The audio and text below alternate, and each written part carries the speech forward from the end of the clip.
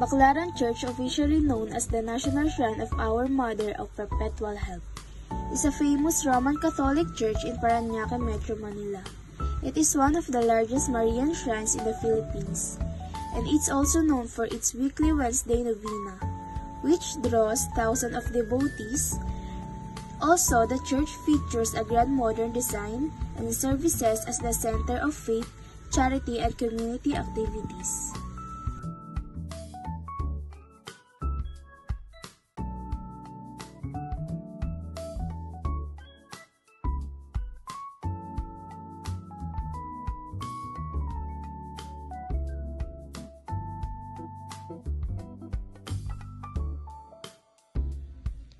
Luneta is also known as Rizal Park, is a historic urban park in Manila, Philippines.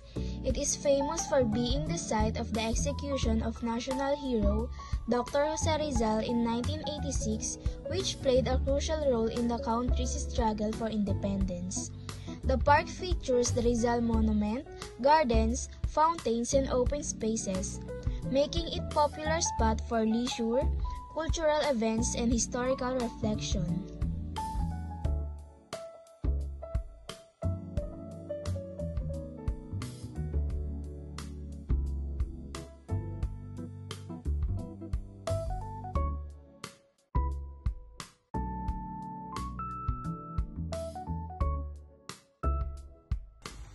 Quiapo is a vibrant district in Manila, Philippines, known for its rich history, bustling markets, and religious significance. It is home to the Quiapo Church, which houses the revered Black Nazarene, attracting thousands of devotees.